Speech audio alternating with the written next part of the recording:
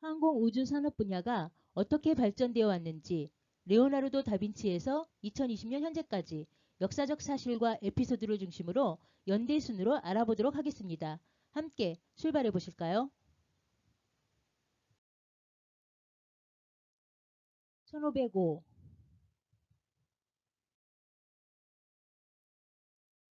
화가, 과학자, 건축가, 기술자로 다방면에 뛰어나 천재로 알려진 레오나르도 다빈치는 새의 나눈 모습을 관찰하였습니다.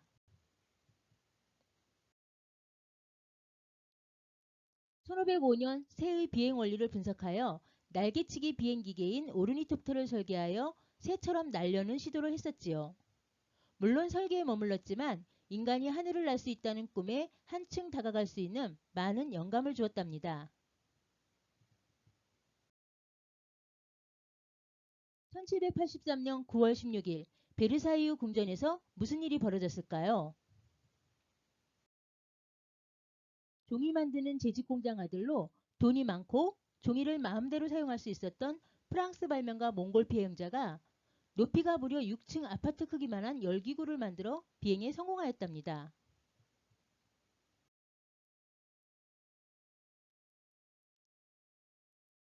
이때 수많은 군중이 지켜보는 가운데 하늘을 나는 첫 영광의 탑승객은 누구였을까요?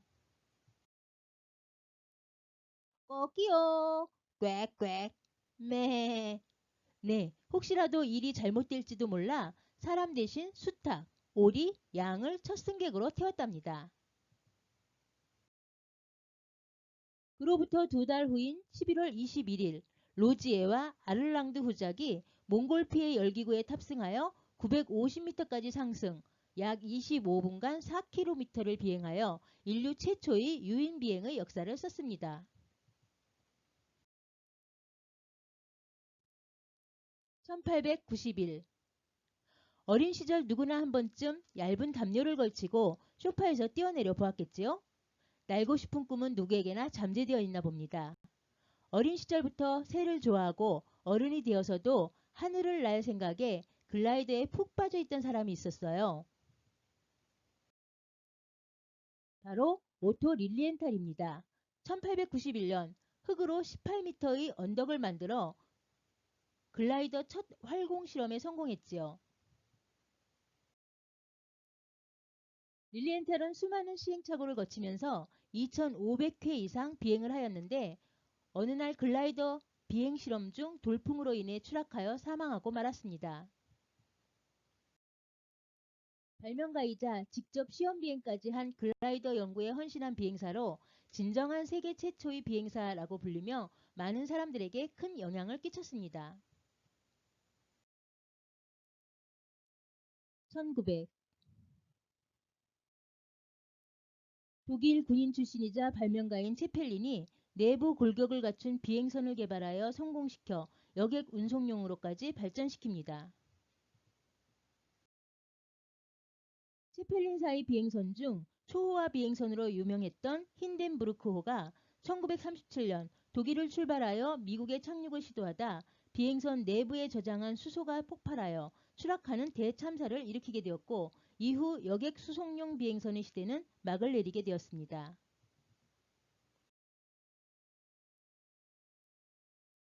1903 인류 최초의 사건이 또 하나 쓰여집니다. 미국 라이트 형제가 인류 최초의 동력 비행에 성공한 겁니다.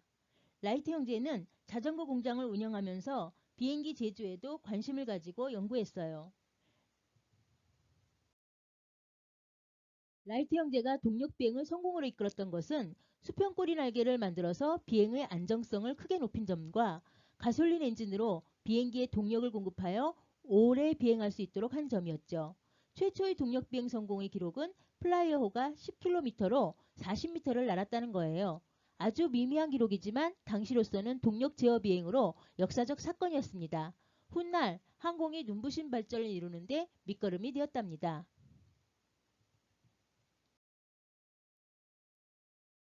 1909 라이트 형제의 최초의 동력 비행기는 날개가 두 개인 복엽기 형태였죠. 그럼 오늘날 비행기처럼 날개가 한 개인 단엽기를 최초로 제작한 사람은 누구일까요? 프랑스의 항공기술자 루이 블레리오입니다. 블레리오는 1907년 처음으로 단엽기를 제작하였고 1909년 11호기를 조종하여 37분의 비행 끝에 35km를 날아 최초의 영국 해협 횡단에 성공하였답니다. 최초의 단엽기 제작, 최초의 영국 해협 횡단 성공. 우와, 최초 타이틀을 두 가지나 가지고 있는 사람이군요. 최초로 바다를 건너는 비행이 성공하면서 이후 대서양 횡단의 시대가 열리게 된답니다.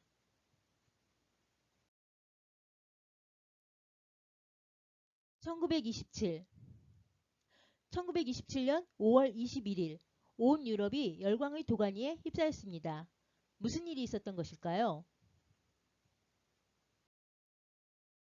찰스 린드버그가 스피릿 오브 세인트 루이스 호를 타고 뉴욕 파리 간의 대서양 무착륙 단독 비행에 처음으로 성공한 것입니다. 찰스 린드버그는 최대한 무게를 줄여서 더 많은 연료를 확보하기 위해 구명 장비까지 생략한 채 최소한의 식량만 싣고 고도계와 계기판도 없는 비행기에서 몸의 감각에만 의존한 채 하늘에서 33시간 32분을 비행하였는데요. 런던을 출발하여 파리에 도착하는 대서양 횡단에 성공한 것입니다. 린드버그의 정확한 판단력과 목숨을 건 도전 정신은 인류의 장거리 비행에 대한 자신감을 불어넣어 주었으며 이후 항공기와 비행 기술은 비약적으로 발전하게 됩니다. 1939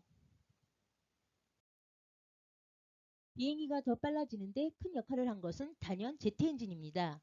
제트 엔진은 영국의 항공기사인 플랭크 휘틀과 독일의 비행기 설계자인 한스 폰 오하인에 의해 공동 개발되었는데요.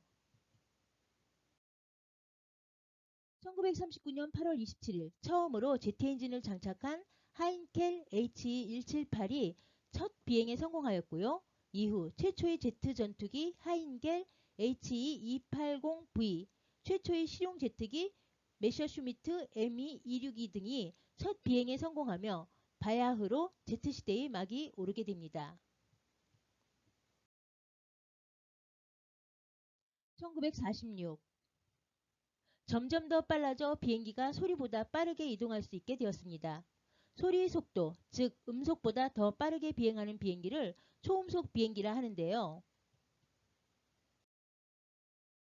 세계 최초의 초음속 비행기는 1946년 1월 19일에 첫 비행이 이루어진 로켓 엔진을 단 미국의 벨 X-1입니다. 초음속 비행기가 음속을 돌파할 때 엄청난 소음과 구름띠가 형성되는 것을 볼 수 있는데요. 이는 음속 돌파 시의 충격파로 인해 발생하는 소음으로 소닉붐이라고 합니다. 1949 승객을 실어 나르는 최초의 제트 여객기는 영국의 코메트로 1949년 첫 비행에 성공하였고 1952년 런던 요하네스버그 간 첫 취항을 하였지만 53년과 54년에 잇따라 공중폭발 사고가 발생하여 실패하고 맙니다. 1957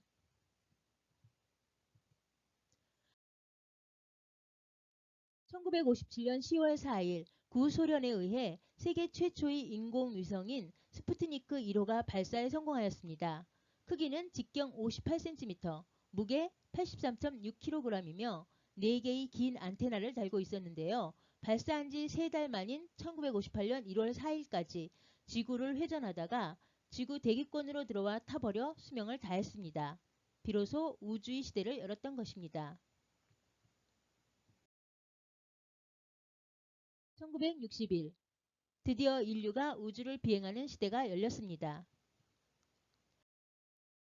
1960년 8월 19일에 구소련은 개 2마리와 쥐 40마리를 태운 동물 우주선 스푸트니크 5호를 우주로 발사한 뒤 하루 만에 무사히 귀환시킴으로써 생명체의 우주비행 가능성을 타진하고 지속적으로 개를 태워 유인 우주비행의 안전성을 점검하였습니다. 드디어 1961년 4월 12일 유리 가가린을 태운 첫 유인 우주선 보스토크 1호가 발사되었습니다. 가가린은 인류 최초로 우주 궤도에 진입한 뒤 지평선이 보인다. 하늘은 검고 지구의 둘레에 아름다운 푸른색 섬광이 비친다. 라고 타전하고 1시간 48분간 우주 비행에 성공한 뒤 낙하산을 타고 무사히 지구로 귀환했습니다. 인류가 우주를 비행하는 시대가 시작된 것입니다.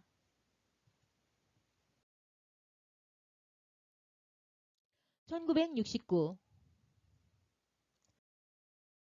1969년 7월 20일 전 세계인이 텔레비전을 지켜보는 가운데 미국의 아폴로 11호가 달에 착륙하며 역사적인 인류의 첫 발자국을 찍었습니다. 인류 최초로 달에 첫 발걸음을 내디딘 닐 암스트롱 선장은 이것은 한 인간에게는 한 걸음이지만 인류에게는 위대한 도약이다 라는 유명한 말을 남겼습니다. 아폴로 우주선 탑승 우주인 3명 중 달에 발자국을 남기지 못한 우주인이 있습니다. 닐 암스트롱과 버즈 올드린은 이그로를 타고 달에 착륙하고 마이클 콜린스는 달에는 착륙하지 못하고 이그로와 다시 결합할 때까지 혼자서 28시간 동안 달의 궤도를 돌았다고 합니다. 1971 우주정거장은 지구 궤도에 건설되는 대형 우주 구조물로서 우주 실험이나 우주 관측을 하는 기지인데요. 인류 최초의 우주정거장은 1971년 4월에 구소련에 의해 발사된 샬루트입니다. 1973년 5월에는 미국 최초의 우주정거장 스카이랩이 발사되었습니다. 2세대 우주정거장으로는 1986년 2월 발사된 러시아의 미르입니다. 미르에서는 로마넨코가 326일 체류하는 기록을 세워 인간이 우주 공간에서 영구 거주할 수 있는 가능성을 보여줬습니다. 1972 1972년 3월 2일 최초의 목성 탐사선 파이어니어 10호가 미국의 공군기지에서 발사되었습니다. 파이어니어 10호는 화성 궤도를 넘어선 최초의 우주선입니다. 성간 여행 중 지적 생명체인 우주인에 의해 발견될 경우를 대비해 인간의 모습을 그린 알루미늄 명판도 탑재하였습니다. 목성계를 통과하며 500장 이상의 근접 촬영된 목성과 위성의 이미지를 전송하였습니다. 파이어니어는 1976년 토성, 79년 천왕성, 83년 해왕성 궤도를 넘어 성간 우주로 향한 최초의 인공물체가 되었습니다. 2003년 1월 23일 약 80 AU 거리에서 지구와의 교신이 끊어졌습니다. 그렇지만 태양계 밖으로의 여행은 현재도 계속하고 있습니다. 1976 세계에서 가장 빠른 여객기가 하늘을 날게 되었습니다. 1976년 1월 21일 세계 최초로 초음속 여객기가 운항을 시작하였는데요. 바로 콩코드 여객기입니다. 콩코드의 뜻은 조화, 협력, 화합의 의미인데요. 영국과 프랑스가 합작하여 개발한 모델입니다. 콩코드는 일반 비행기보다 2배 빠른 속도로 2배 높이 날아올라 평균 8시간 넘게 걸리는 파리 뉴욕 구간을 3시간대에 주파했습니다. 요금이 엄청 비싸서 일반 항공기 이코노믹석 요금이 15배에 달했기 때문에 부자들이나 탈 수 있던 비행기였죠. 그런데 2000년 7월 25일 파리 샤를드골 공항을 출발하던 콩코드 비행기가 이륙 중 폭발해 100명의 승객과 9명의 승무원 전원이 사망하는 참사가 발생하였습니다. 사고의 원인이 너무 어이가 없는데요. 몇 분 전 출발한 비행기가 떨어뜨린 금속 조각이 활주로를 달리던 콩코드의 타이어를 파열시키면서 이때 튀어나간 조각이 연료통에 구멍을 내어 폭발로 이어진 것입니다. 100명에 달하는 고위층과 부자들이 사망하면서 세계의 언론을 집중시켰던 비행기 사고였습니다. 콩코드는 세계에서 가장 빠른 비운의 여객기가 되었습니다.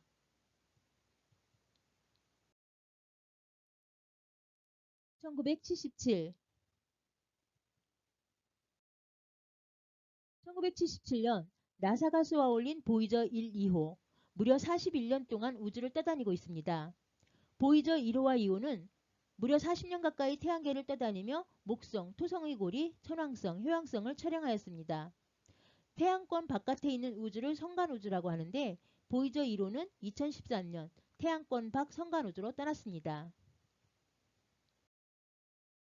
보이저호에는 30cm의 작은 황금 레코드를 달았습니다. 언젠가 외계인을 만날 수도 있을 것을 대비해 황금 레코드에는 자연의 소리, 아기 울음소리, 인류가 밝혀낸 과학적 사실들, 인류의 문화생활 등 다양한 정보를 담고 있습니다. 한국말 안녕하세요도 담겨 있답니다. 외계 생물과의 대화를 나누겠다는 인류의 꿈을 안고 여행을 계속하고 있는 보이저호. 과연 외계 생명체는 만날 수 있을까요? 그리고 그들은 인류의 대화 레코드판을 해독할 수 있을까요? 1981 첫 우주왕복선의 영예는 콜롬비아호입니다. 1981년 4월 12일 콜롬비아호는 2명의 우주인을 태우고 이틀 동안 지구를 37바퀴 돈 뒤 귀환했습니다. 1984년에 임무를 시작한 3호 우주왕복선 디스커버리호는 5년 동안 20회가 넘게 비행했습니다. 국제우주정거장이 건설되면서 우주왕복선은 우주인과 부품, 보급품을 실어나르는 역할을 하며 국제우주정거장 건설을 성공적으로 이뤄냈습니다. 그러나 2011년 7월 아틀란티스호의 33번째 우주 임무를 마지막으로 30년 동안 진행되어 온 미국의 우주왕복선 프로그램은 막을 내렸습니다. 1988 1988년 11월 사진 한 장이 대중에게 공개됩니다. 마치 우주전쟁에서나 볼 수 있는 시커멓게 생긴 괴괴한 모습의 전투기였습니다. 해괴한 모습에 한번 놀랐다면 더 놀랐던 것은 레이더에 잡히지 않는다는 세계 최초의 스텔스기라는 설명 때문이었습니다. 최초의 스텔스기인 공포의 다리미 F117A 나이트호크는 소련에게 혼란을 주기 위해서 가짜 이름을 만들어 흘리는 등 첩보 작전처럼 비밀리에 개발이 이루어졌고 충격적으로 데뷔를 한 것인데요. 1991년 걸프전에서 스텔스의 위력을 만천하에 두루 입증시켰지만 5세대 스텔스 전투기인 F-22의 등장으로 점차 자리를 잃고 공포의 다리미는 홀연히 사라지고 맙니다.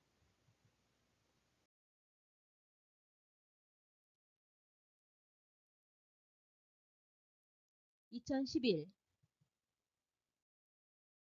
네 번째 화성 탐사차 큐리오시티가 2011년 11월 26일 미국 공군기지에서 발사되었습니다. 2012년 8월 6일 화성에 착륙하여 활동 중인데요. 호기심이라는 뜻을 지닌 큐리오시티는 물을 찾고 토양 성분을 분석하고 수십억 년 전 화성에서 생존했을지도 모를 미생물의 에너지원을 찾는 임무를 수행하고 있습니다. 지금까지 화성 토양 분석을 위해 암석에 26개의 구멍을 뚫고 6번의 토양을 채취하며 8년 동안 성실히 임무를 수행하고 있는데요. 탐사 로봇 큐리오시티는 설계 수명이 14년인 원자력 전지를 동력원으로 사용하고 있어 2026년까지 활동할 수 있을 것으로 예상됩니다.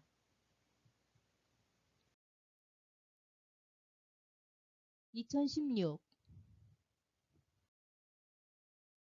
운전자가 필요 없는 드론 택시 시대가 눈앞으로 다가오고 있습니다.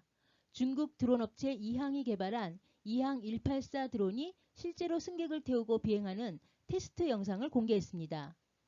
2016년 첫 선을 보인 이항 184는 세계 최초의 유인 드론이라는 수식어가 붙었는데 한 사람이 타고 8개의 로터를 장착 300에서 500m 높이에서 약 23분에서 25분을 비행할 수 있고 최대 시속은 130km까지 낼 수 있다고 합니다. 탑승자가 목적지를 말하고 출발하라고 지시하면 자율비행이 이루어집니다. 광저우에 있는 이항 본사벽에는 인류를 새처럼 자유롭게 날게 한다는 구호가 걸려 있다고 합니다. 2018 2018년 8월 12일 미국 항공우주국 나사 최초의 태양탐사선 파커가 발사되었습니다. 파커 태양탐사선은 7년 동안 태양의 표면을 조사하고 우주 기후에 대해 관측하는 임무를 수행하게 되는데요. 파커 탐사선이 태양 표면에서 겨우 600만 km 떨어진 코로나의 하부층까지 접근하는 것이 목표라고 하고요. 가장 가까이 진입하는 시점은 2024년 12월 19일로 예정되어 있답니다. 태양에 접근하는 동안 탐사선의 온도가 거의 1370도씨 이상 올라갈 거라고 하는데 탄소 복합재로 만든 11.4cm 두께의 방어막이 있어 높은 온도를 막을 수 있다고 합니다. 이제 인류는 역사상 처음으로 태양에 뛰어들게 된 겁니다.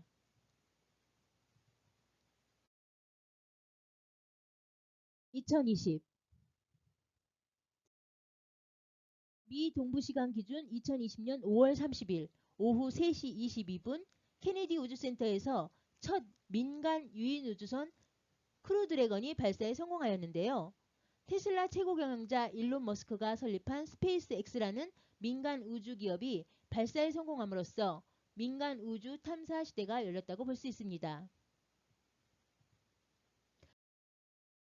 크루드래건에는 미 항공우주국 소속 베테랑 우주비행사 2명이 탑승하였고 국제우주정거장에서 길게는 4개월간 연구 임무 등을 수행하게 된다고 합니다.